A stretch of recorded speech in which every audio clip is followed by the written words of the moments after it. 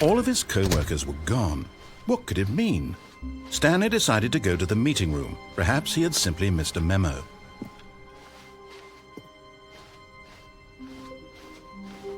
When Stanley came to a set of 2 open doors, he entered the door on his left.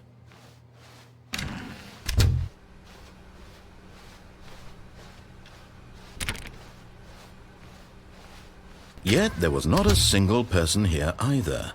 Feeling a wave of disbelief, Stanley decided to go up to his boss's office, hoping he might find an answer there. Coming to a staircase, Stanley walked upstairs to his boss's office.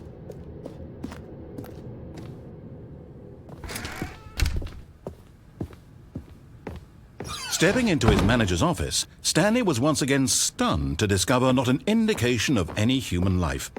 Shocked, unraveled, Stanley wondered in disbelief who orchestrated this. What dark secret was being held from him? What he could not have known was that the keypad behind the boss's desk guarded the terrible truth that his boss had been keeping from him. And so the boss had assigned it an extra secret PIN number, 2845. But of course, Stanley couldn't possibly have known this. Yet incredibly, by simply pushing random buttons on the keypad, Stanley happened to input the correct code by sheer luck. Amazing! He stepped into the newly opened passageway.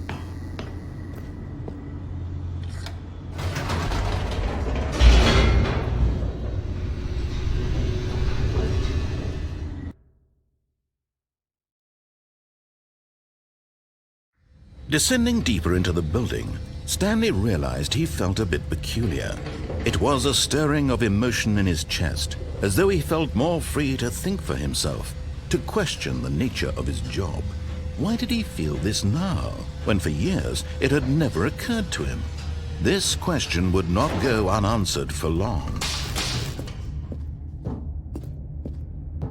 Stanley walked straight ahead through the large door that read Mind Control Facility. Although this passageway had the word escape written on it, the truth was that at the end of this hall, Stanley would meet his violent death.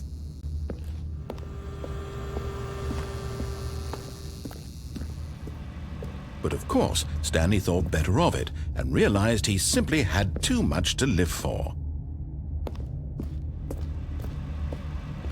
Nope, still on board with death.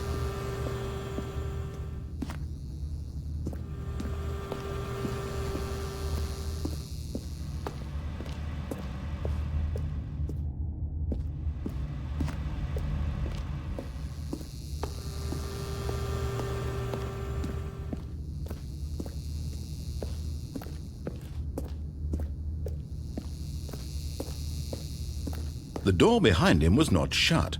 Stanley still had every opportunity to turn around and get back on track.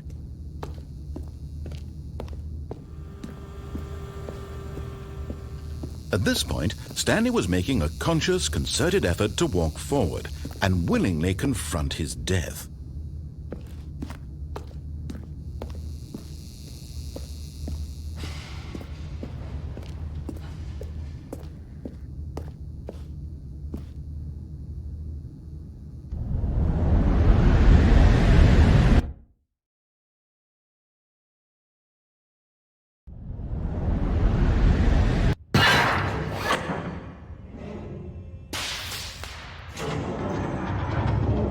As the machine whirred into motion and Stanley was inched closer and closer to his demise, he reflected that his life had been of no consequence whatsoever. Stanley can't see the bigger picture. He doesn't know the real story, trapped forever in his narrow vision of what this world is. Perhaps his death was of no great loss, like plucking the eyeballs from a blind man. And so he resigned and willingly accepted this violent end to his brief and shallow life. Farewell, Stanley.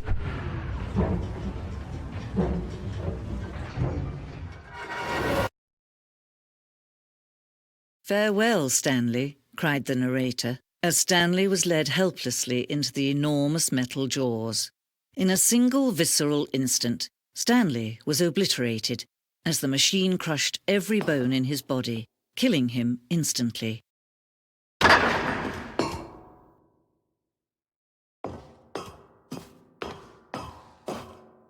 And yet it would be just a few minutes before Stanley would restart the game, back in his office, as alive as ever. What exactly did the narrator think he was going to accomplish? When every path you can walk has been created for you long in advance, death becomes meaningless, making life the same. Do you see now? Do you see that Stanley was already dead from the moment he hit start?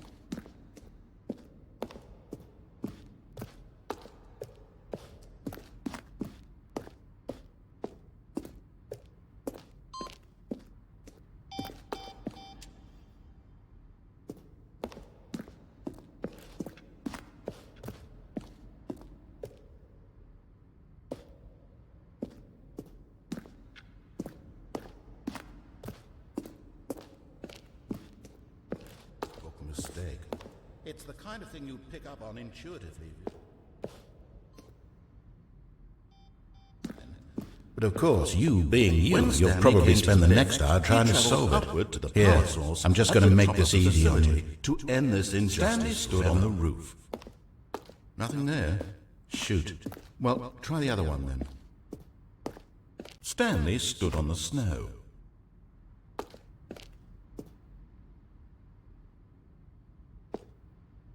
Stanley pushed the number 6.